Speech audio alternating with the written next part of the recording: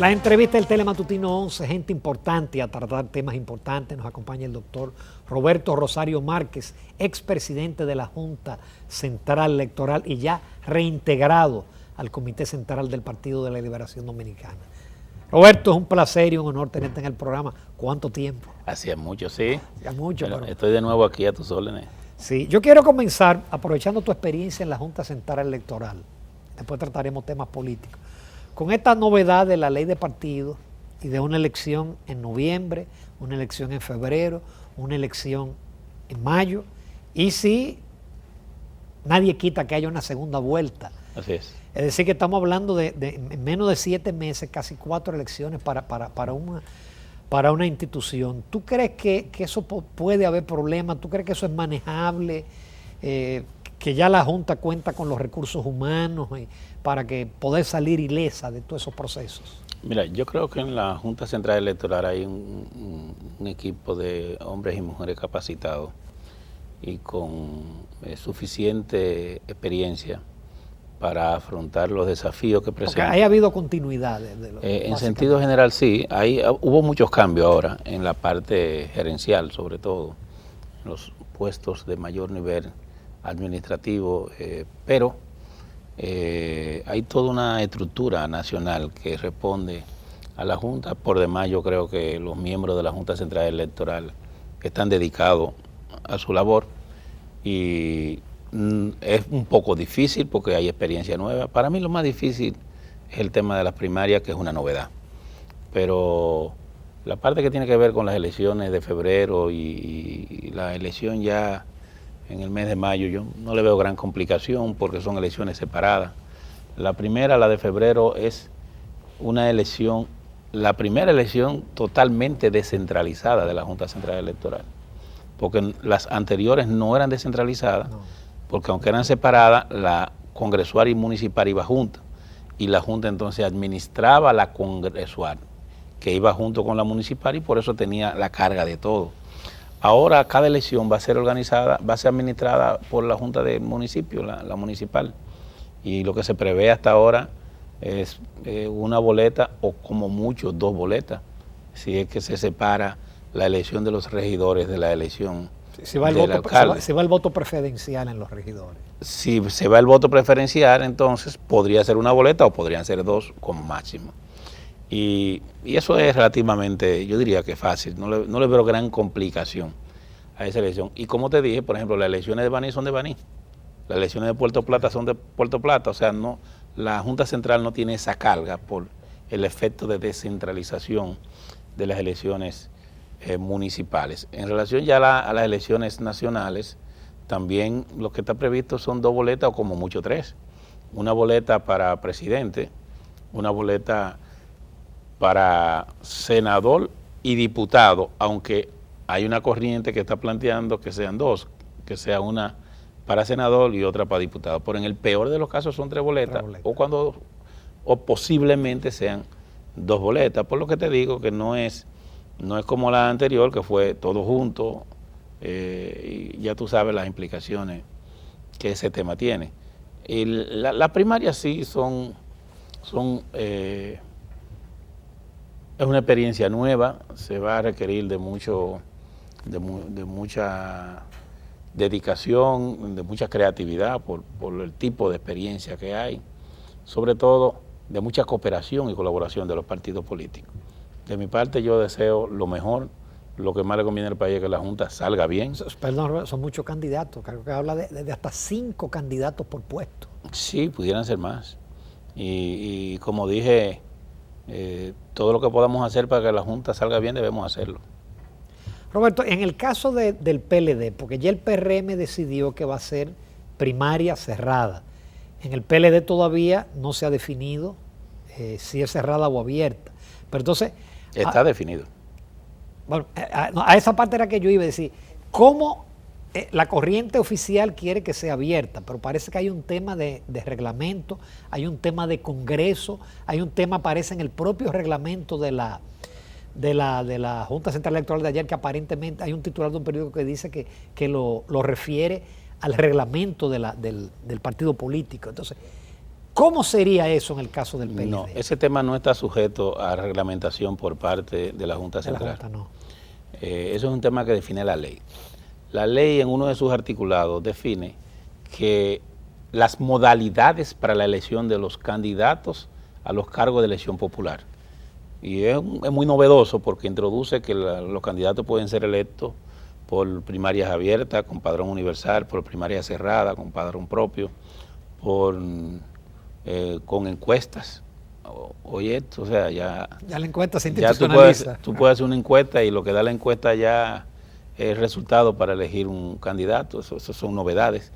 O por las tradicionales convenciones, sin tener que volver a hacer la convención que antes era obligatorio. Exacto. En el sistema anterior. Y dice que una de esas modalidades, ¿verdad? Ahora, ¿cuál es el problema? Que los estatutos del partido solo lo puede modificar el Congreso del partido. Y eso lo dice el artículo 12 de los estatutos del Partido de la Liberación Dominicana. Y si tú te vas al artículo 16, al artículo 33 y al artículo 36, el artículo 43 de los estatutos del PLD, se establece que con el voto universal de los militantes, tanto para la elección de los funcionarios partidarios como para la elección de los candidatos a los puestos de elección popular. Es decir, que en dado caso, si alguien quiere, en dado caso, ya el PLD tiene en sus estatutos definido cuál es la modalidad a utilizar de padrón cerrado. Ahora bien, si alguien quiere una modalidad diferente, entonces ese alguien debe procurar un congreso estatutario para la modificación de los estatutos, que como te dije en el artículo 12 de los estatutos del partido, dice que solo el Congreso puede modificar los estatutos. Ni el Comité Central, ni el Comité Político tienen facultad para una modificación estatutaria. ¿Y habría tiempo para un Congreso estatutario? En la vida todo es posible. Lo que hay que ver si el PLD se va a abocar a ese tema. Yo no estoy convencido necesariamente de que el sector oficial del partido esté definido con las primarias abiertas. Yo pienso que el sector oficial del partido, cuando digo oficial me refiero al sector que se autodefine como la mayoría, porque ahora veo que se habla de mayoría y minoría en el PLD, y como ese sector se define como la mayoría,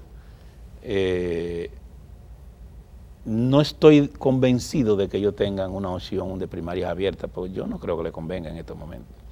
A mi modo de ver, ellos van a jugar al tiempo y en el momento decidirán cuál le conviene, porque solo así se explica que haya pasado toda la situación que pasó con la Secretaría de Organización del PLD.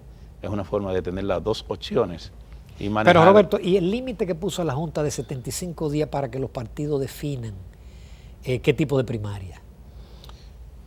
Como te dije. Porque es una fecha fatal, es una resolución. Claro, entonces hay que decidirla. Incluso el partido que no lo defina pasa automáticamente a convención de delegados, dice la resolución. Bueno, mira, tengo entendido que ellos están convocando ahora a consulta para un reglamento de aplicación de la ley 33, ¿verdad? 18, pero hay que ver si en esta consulta eso está incluido, porque ese tipo de reglamentación requiere necesariamente la opinión de los partidos políticos. Nunca se ha tomado una decisión de esa magnitud sin la opinión de los partidos. Obviamente, la Junta está contra el tiempo y quien tiene que presionar es la Junta. O sea, la Junta tiene que ponerle presión a los partidos, porque si la Junta deja, lo tradicional es que la Junta siempre pone plazo y los partidos viven buscando plazo, y ponen siempre a la Junta contra la pared.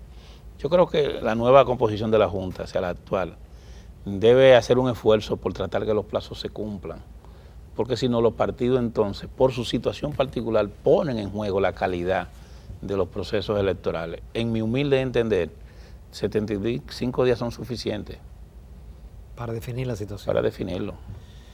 Y es complicado porque está el tema de la cuota de la mujer, la cuota femenina, cuota de la juventud, la cuota que se reserva el partido para una eventual alianza. Y todo eso hay que definirlo con miras a la primaria. Es complicado. Eso tiene que estar definido. Era mejor cuando lo hacían en su momento. Tiene que estar definido antes de octubre del 19. Te voy a explicar por qué.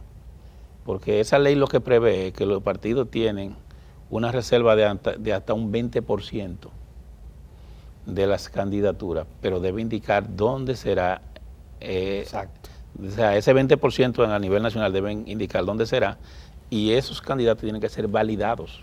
Que antes, perdón, esa reserva era genérica y se decidía. Era genérica y el partido lo inscribía. Ahora no. Ahora el evento decisorio, si son primaria, convención o lo que sea, tiene que validar ese porcentaje del 20%. O sea, no es que yo agarro... Y de indicado, el diputado tal, de tal lugar, no, el senador... Y eso tiene otra limitación ahora. La ley establece que para tú ser candidato, tiene que ser afiliado a ese partido. Y si era afiliado del partido, tiene que depositarse, el partido tiene que establecer cuál es el tiempo mínimo de afiliación. Hay una serie de complicaciones. La gente se ha entretenido. Hubo mucha gente que se entusiasmó con lo de la primaria simultánea. Y se ha olvidado de otros temas. Ahí hay temas gruesos que deben ser definidos. Por ejemplo, todos los candidatos van a tener que someterse a un antidoping obligado y depositar una certificación de que en la sangre no tienen rastros de sustancias prohibidas, de droga. Le dicen eso psicotrópico, así. Sí. Y además el que sea candidato para las elecciones tiene que haber pasado por la primaria. Obligado. Obligado. Roberto, con tu permiso, los amables televidentes, nos vamos a una breve pausa. Volvemos con otros temas ya no tan electorales, sino temas políticos y de otra índole. Volvemos en unos minutos.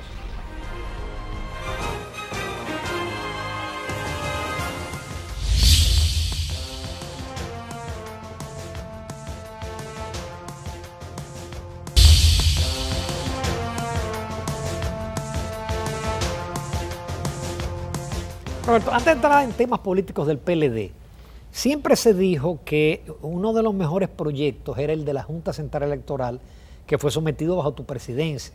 Y siempre se tenía como marco de referencia ese proyecto más los otros que se presentaron.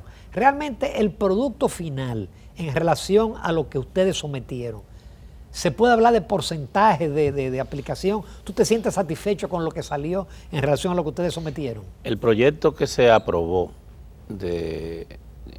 primero el proyecto que sirvió de base fue el que sometió la Junta. Y los demás proyectos incluso que se sometieron de alguna manera eran ¿cómo te digo?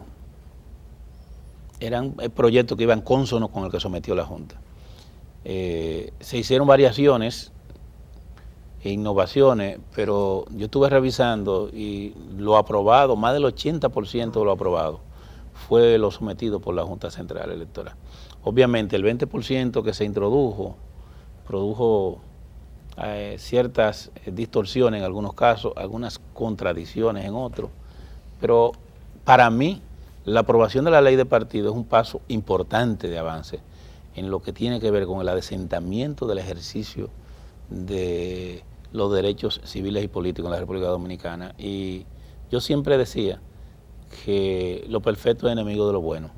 Esa era la ley que podíamos darnos, la que nos dimos.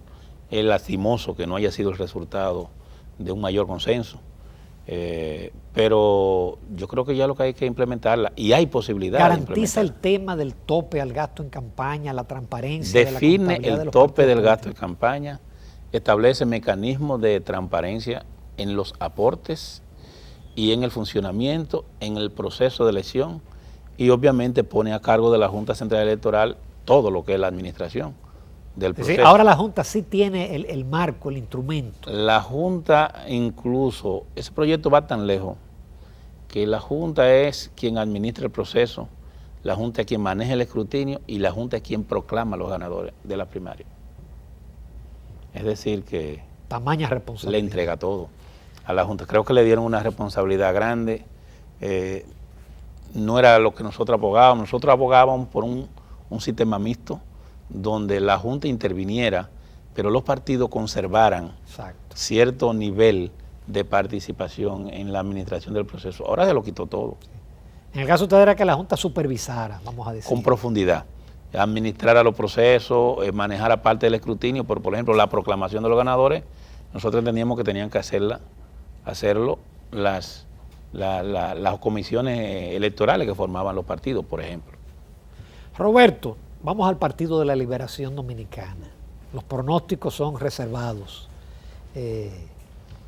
La reelección sigue latente y no solamente porque es un tema diario de los medios, sino porque los legisladores del PLD, los legisladores oficialistas y ciertos funcionarios de tiempo en tiempo siguen insistiendo con el tema de la modificación constitucional. ¿Qué tú prevés que va a ocurrir en el PLD, que tú lo conoces muy bien?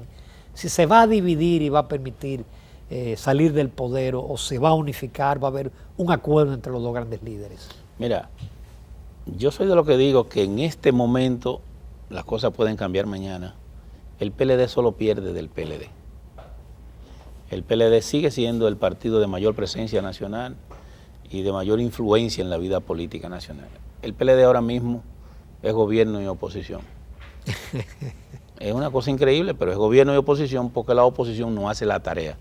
Y aparte de no hacer la tarea, no luce capacitada para cumplir con su rol, que por demás es necesario, generando su ausencia de una oposición constructiva, generando esto una debilidad del sistema democrático.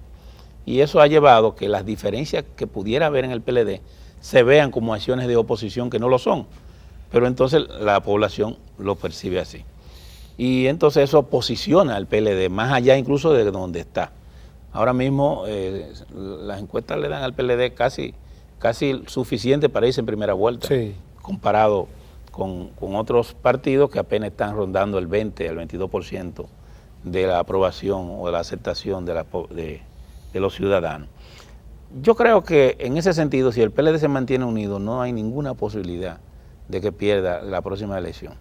Yo sí he dicho y quiero reiterar que de la única manera que el PLD pierde estas elecciones es si persisten en la aventura reeleccionista quienes están en eso. Yo creo que eso es un despropósito que no debe seguir porque... No hay condiciones. Las condiciones no están para eso. La estuvieron en el 15. La estuvieron en el 15 y por esa razón casi la generalidad, fíjate que sacó un 62, casi la población veía eso porque la oposición se concentró en el 15, no contra el gobierno, sino contra un sector del Partido de Liberación Dominicana que no estaba en el gobierno y de alguna manera le dejó el campo abierto a la facción gubernamental. Ahora es todo lo contrario. De pasar la reelección podría pasar lo inverso al 16, y es que se pudiera armar un frente nacional en contra de la reelección, que puede no necesariamente girar alrededor de las siglas partidarias, sino un frente político y un frente social. Entonces, por eso que yo digo que debe empezar bien. Y para mí, yo no creo incluso que el presidente de la República esté necesariamente detrás de la reelección. Yo creo que el presidente de la República tiene otro tema que le preocupa más. No quiero usar la palabra preocupación en el sentido estricto, sino que puede ser más de su interés, y es que el presidente tiene un artículo, que es la cláusula 20ª, y el artículo 124, que dice que ya él no puede volver a ser candidato presidencial nunca más, y que esa situación de alguna manera es su mayor interés. Lograr que se pudiera obtener una modificación al 124 para él poder volverse y la derogación del transitorio también, ¿no? Sí, por eso que yo digo que más que la derogación del transitorio, porque a partir del 20 el transitorio ya no tiene sentido. Lo que tiene sentido es el 124. Si el presidente logra la modificación del 124, pudiera ser candidato ya no en el 20, pero sí en el 24, o sí en el 20, o sí en el 32 sería. 28. En el 28.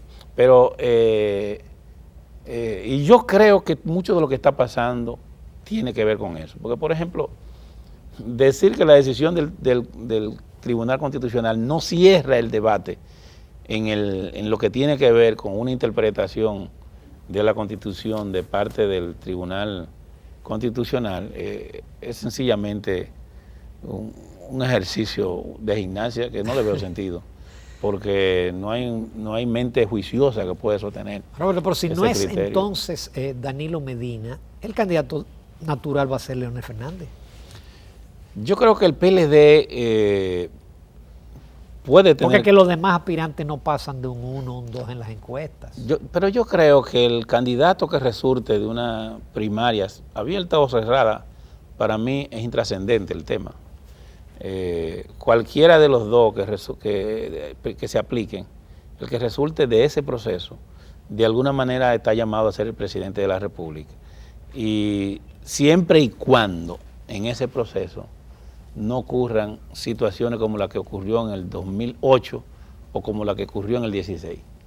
En el 2008, cuando el presidente Danilo Medina declaró que el Estado lo venció. Sí. O en el 2016, cuando en las villas de Metro, el presidente Fernández salió aplastado por la facción que hoy gobierna. Pero en ambos casos se unieron y este partido mantuvo se unieron, unidad. Pero no es la situación actual, porque no hay el ánimo, en este caso, de que pudieran permitirse acciones que no sean el resultado de una elección limpia y transparente. Sobre todo porque además de eso está la Junta de por medio, que va a tener que jugar su rol en garantizar igualdad y equidad en la competencia. Y a propósito de eso, la vida dicen que a veces se repite, unas veces como comedia otra como tragedia. Y otra como tragedia. Los que hoy alegan que al presidente se le pudiera estar discriminando y violar un derecho fundamental fueron los mismos que dijeron que el referéndum no era necesario porque no era un derecho fundamental. Qué interesante. Roberto Rosario, yo te agradezco muchísimo en todo lo que vale tu participación en el programa y en lo adelante te esperamos con cierta frecuencia. Muy ¿no? bien. Aquí en la medida que los acontecimientos sigan avanzando. Muchísimas gracias por tu participación. Tú siempre, siendo presidente y siendo el presidente, has sido un invitado de honor de este programa. Y te lo agradezco. Gracias por tu consideración y aprecio. Nos vamos a comerciales. En el próximo segmento vamos a tratar otra entrevista sobre el tema de la ayuda a las personas que tienen problemas auditivos.